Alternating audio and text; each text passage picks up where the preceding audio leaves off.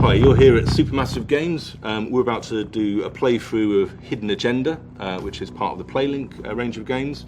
I'm Will Doyle, I'm the game director on the project. And I'm Jez Harris, the senior producer. And so in Hidden Agenda we've got two modes, story mode and competitive mode. We have up to 6 players. How well do you know your friends? Choose wisely. Life and death decisions will be in their hands. So this is what we call trust questions. So the game challenges you at different points to identify who among your friends is the coolest under pressure, the quickest thinking.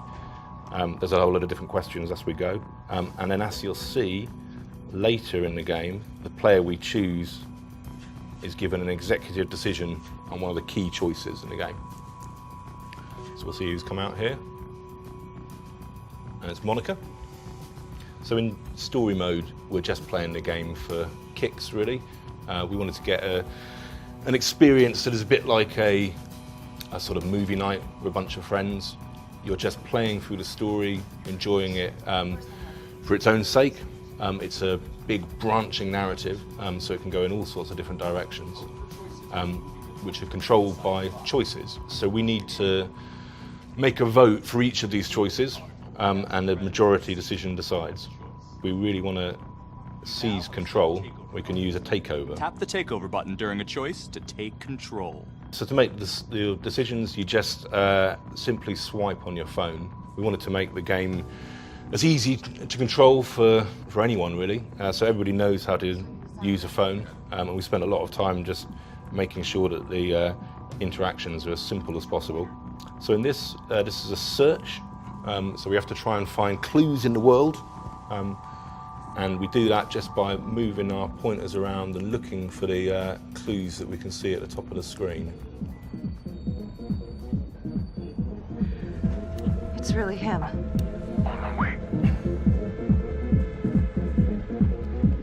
So this is the star of our show, Becky Marnie. At this stage, she's just a beat cop.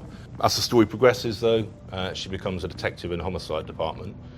This is her trying to take down the trapper. There's this serial killer that's been killing people across the city, and now just a rookie cop. She's got a lead on him, and they've found him in this house. Hands up now!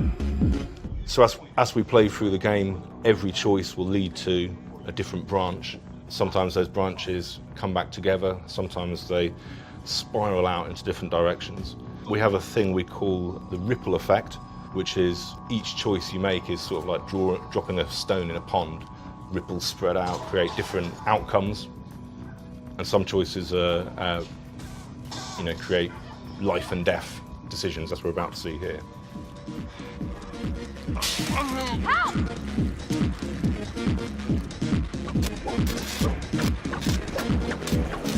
Okay, this decision is down to the friend you chose as coolest under pressure. This is going to be look after your own.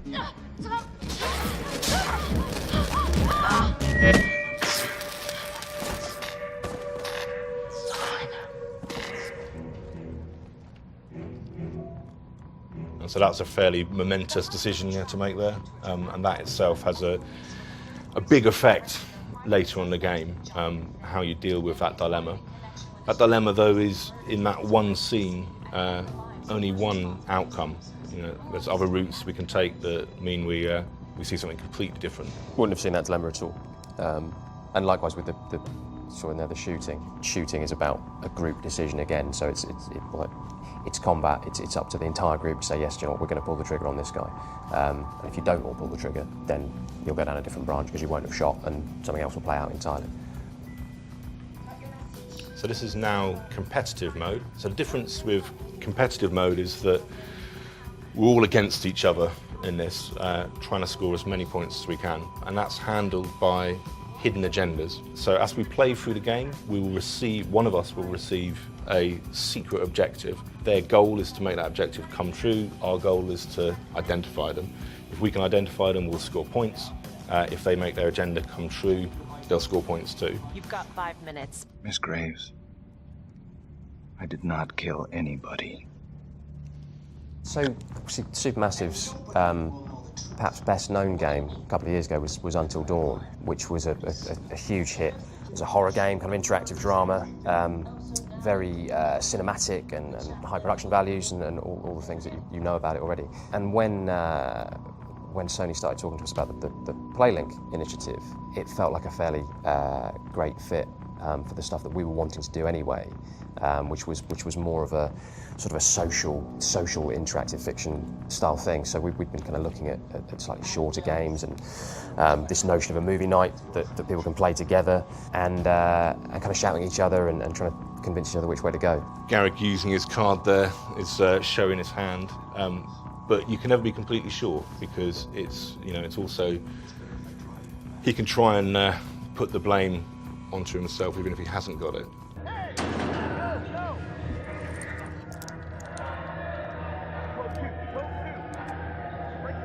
Hey, what's going on?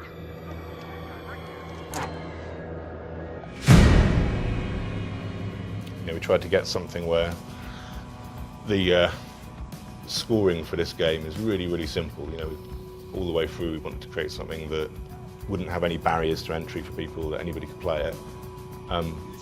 Yet at the same time it's quite in depth, the tactics you have with such a simple system. Because it's about the people in the room and it's about talking to each other and convincing each other of lies and half-truths. Stay back. You also see there one of the quick reaction moments we had, where it's just we had to grab the pepper spray, and whoever gets there first gets to take over. Hey! Hey! Hey! Settle down. Take it easy. We've managed to kind of craft a story that can go in all sorts of different directions. So there's a lot of just natural replayability in it. Whether you're just sitting around this story mode and want to see a different ending, or in competitive mode, just seeing where the hidden agendas take you. And trying to beat one another, that's it. It is a competitive game. That's Garrick. So now we've identified who's got it. Or we think he's got it. If we all think that it's Garrick, our goal now is just to stop him. So we need to see how he behaves when the critical choices come up. This is it, guys. Let's resolve the hidden agenda.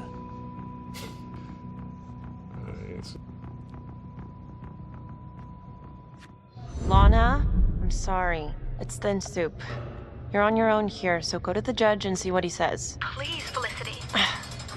I'll talk to the police about Adam Jones. Maybe they'll find something, I don't know. But that's all I can do. Thank you. Monica. Unlucky.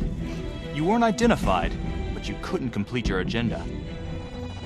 So as we play through the game, we get kind of more hidden agendas coming up. In each time, it's not always the same hidden agenda, so we don't know always what the goal is going to be. It'll be different all the time, and it's kind of back-to-back hidden agendas all the way through the game. So there you go. Thanks for watching. I hope you enjoyed it, and keep an eye out for Hidden Agenda coming soon. For the players.